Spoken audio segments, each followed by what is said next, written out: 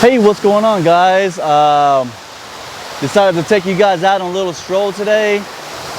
I am out in the Sandy Springs area. I think this video is mainly for people, I'm talking about transition in your life.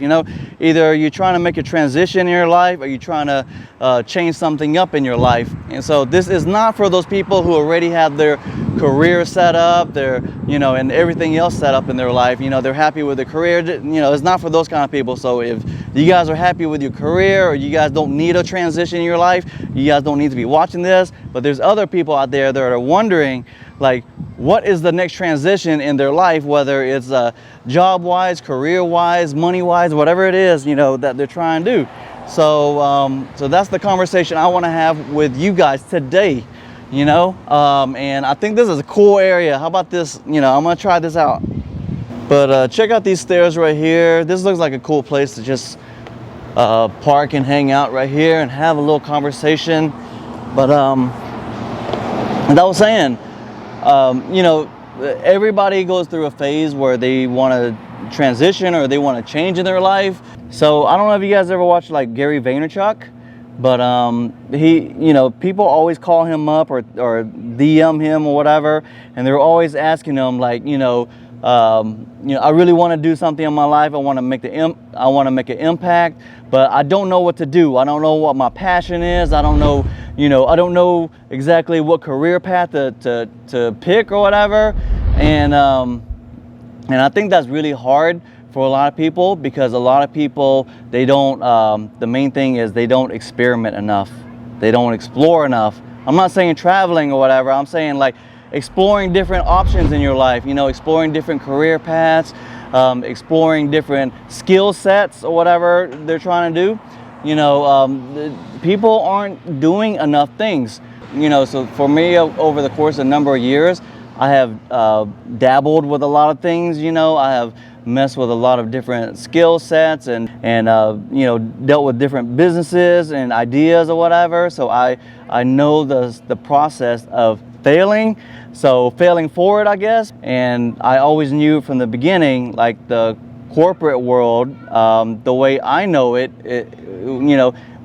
never suited me, So maybe I was just, maybe I just chose the wrong careers, or maybe I chose the wrong jobs just because, I needed a paycheck or I needed to, have a career or whatever like that. But I never found the job that I was totally passionate about. And I think it was totally my fault for not exploring enough, for not going out there and trying different things out there that I might gravitate towards, But I think I didn't explore enough. So I'm gonna put in this clip right here. I don't know if you guys know what Dilbert is. Dilbert's this comic strip. His name is, I think it's Scott Adams, but he created this comic strip called Dilbert. And I don't know, some of you guys might be too young to know what Dilbert is, but I'm gonna put a clip of the different failures and the different things that he tried it out in his life. In order to figure out, his future, which was Dilbert, So I'm put the clip in right here. Now, before I talk about those things, you need a little bit of background about me. I'm probably the least successful person you've ever met. As I was getting ready to do this presentation for Other Group, I wanted to count up how many business failures I had, just to get a context. I stopped counting at 36, not because I was done. I was kind of running out of space, right? And I was crying on my keyboard as I was doing it. It was terrible. And this is just my business failures, right? This is not even my personal stuff. And I've got failures in all kinds of categories. I built software that didn't work. I've had 2 restaurants that didn't work. I probably needed that waiting list app thing. I started a food company that didn't work. I've bought real estate high and sold it low several times, it turns out. If you tried to do that, you couldn't do it. I mean, that took some skill. But it turns out that not everything you do fails, right? Every once in a while, something works. In my experience, about 1 in 10 things work for me. Now, I hope you guys watched the clip. As you can see there, he went through a lot of failures. He tried a lot of different things. He tried to flip houses several times, and every time he had the courage to flip a house, it would be at the top of the housing market. you know, and he, you know, tried a restaurant, he tried books, he tried all sorts of stuff. But most people don't know that when he was writing Dilbert, he was still working corporate America in a cubicle for like 10 plus years. So it's kind of interesting that he was writing Dilbert in the background, you know, at the beginning, and then over time, you know, he was still in corporate America doing Dilbert. I didn't know that about his story, and it took many years for him to get syndicated and many years for him to get the Dilbert in all the newspapers. And he talks about all his failures, like in the book. I'm gonna put that book up there in the corner somewhere. But I think if people are curious about, you know, trying to do something different in their lives, they're gonna have to explore. And unfortunately, most of us don't have the stomach to explore or try different things because we just can't deal with failure, or we just don't have the juice to really learn something new or try something different. You know, so the people who are scared about doing something different, I'm sorry, there's negative chance of you ever transitioning into something different that you want to do in the future, unless you go out there and try different things. There's plenty of my friends out there, you know, they've tried different things, and you know, I've seen this guy, he started up a restaurant, he ended up failing on that. This other guy, he had this vendor thing at the mall. It didn't go too well, but you know, the thing is, you give them respect for trying different things, you know. And even I know several people, like 5 or 6 different guys out there that are trying to be in the photography business. There's one guy I know, he just went all out. He was stuck in this, you know, he was stuck doing his job for so long that he was just like desperate to find something different. And he decided, you know, he heard that there's good money in photography, and it seemed like it would be something that he would enjoy, you know.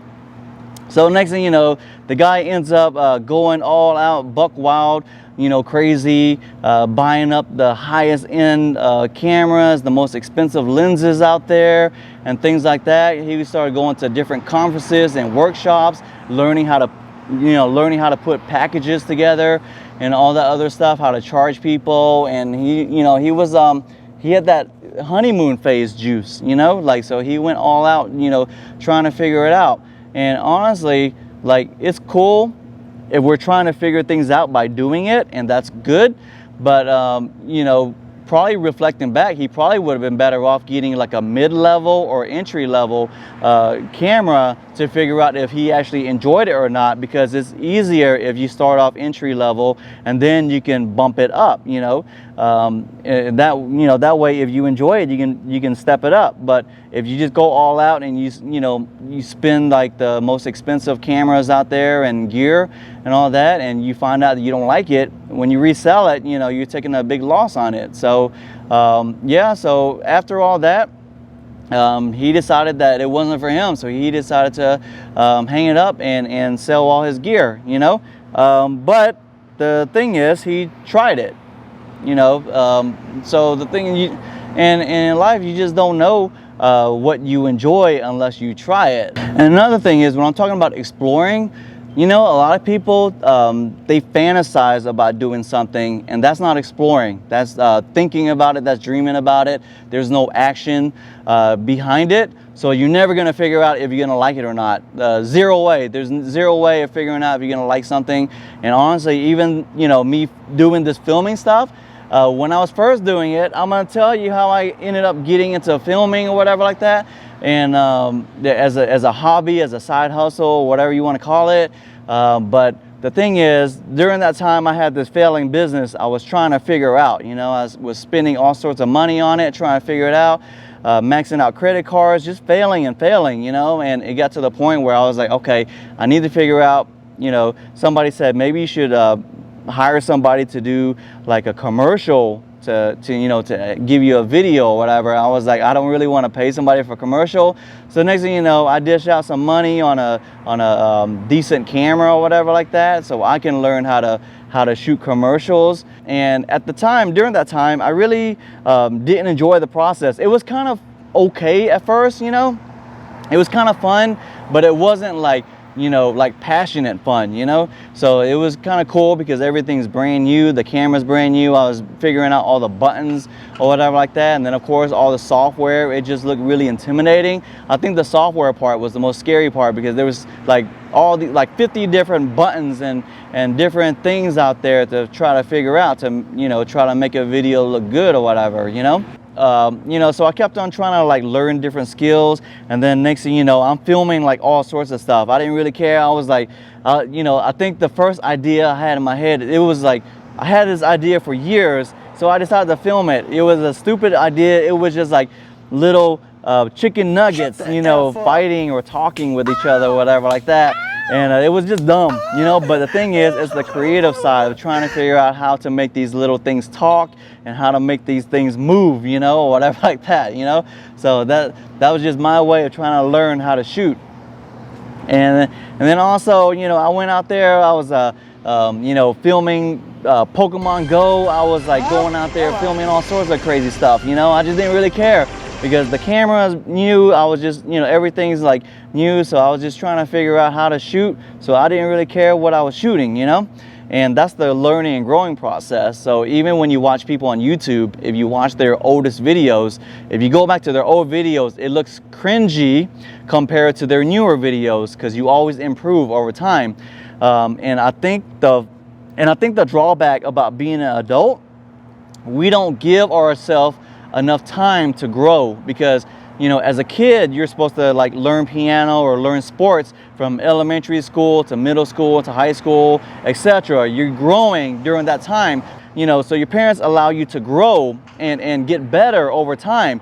But as an adult, we don't have the patience anymore. So we think, oh, 6 months to a couple years, we're gonna be at the professional level, or we're gonna be at high level, but we don't give our chance to grow and learn during the elementary school level, middle school level, and high school level in order to get better. And that's the downfall of us as adults and as grown-ups, you know? We just don't give ourselves enough time to grow, and we get impatient with it, and next thing you know, we you know, the thing we're passionate about, or the thing that, you know, the thing that we think is going to be the next step in our lives ends up changing and shifting because of that, you know, either whether it's laziness, you don't put in enough time or whatever like that. And sometimes people don't put any time into it. They think they do all this stuff and they wait for 2 years and they were like, oh, it's 2 years now, nothing's happened. But 2 years, there's been no action behind it, you know, so you didn't really log in your time. If you don't log in your time for those 2 years, it really means like you've only, you know, done a couple of weeks worth or a couple of months worth. It really equals out to nothing. So you know, you got to ask yourself, have you been logging in your time, you know? But yeah, back to my story, you know, at the time, I really didn't enjoy filming. It was okay, you know, it was just kind of like, just whatever. I was just doing it just to pick up some skills. But the thing that really changed me was I watched this thing, his name is Peter McKinnon, and he did this shot when, and it was a simple shot. It would look like a commercial, but he was making coffee, you know, and then he showed the behind the scenes of how he did this shot of making coffee, and I just found it really intriguing, and it opened up the creative part of me shooting rather than just me like just shooting just for the hell of it and not knowing what I'm doing or whatever. It gave me like perspective, and it gave me different angles of how you should be shooting and what you should be shooting and all the other stuff, you know. It just opened up the creative part of trying to make it look good and appealing. That helped, you know, spark the journey of figuring out, oh, how can I be a better filmmaker or whatever you call it, video maker. And oh, the lights turned off, you know. And because I was curious and because I was exploring, it ended up, you know, leading me towards this world of every now and then getting a wedding gig or an event gig or whatever like that. And 2 years ago, if you asked me, would I be shooting a wedding in the future? It would be hell no, you know. It'd be a negative chance of me ever shooting a wedding or an event in the, you know, in the future. There was zero way. I mean, I didn't have the skills. I didn't really have the seed planted in my head to think that I could do anything like that or if it's possible. But for now, I just want to continue getting better. You know, right now I consider myself maybe like the late high school level, and then maybe in the next few years I get to the college level and then the professional level, you know. But who knows? Or maybe I just run out of juice and don't have any more passion for it, for filming or whatever. You never could know with hobbies and interests. You know, that's the thing. You know, sometimes you'll be interested in something for a couple weeks or a few months or a few years, and then next thing you know, different phase happens in your life, and it happens to everybody. For me, I just recommend, if you guys are in a transition phase trying to figure out, you know, what your passion is or what you're trying to do in the next phase in your life, check out the Scott Adams book, and see that he dabbled or he messed around with different things in order to figure it out. Also, you're gonna have to do that too, and if you don't, there's zero way of you figuring it out, because that's the only way you can figure out if you really like something or not just fantasizing about it, not just dreaming about it, not just thinking about it. It has to be through action, and you have to log in a lot of time. You know, give yourself like 6 months to a year and a half, 2 years or whatever, to see if you can build up the skills that you're looking for and see if you really enjoy it or not. That way you give yourself a chance.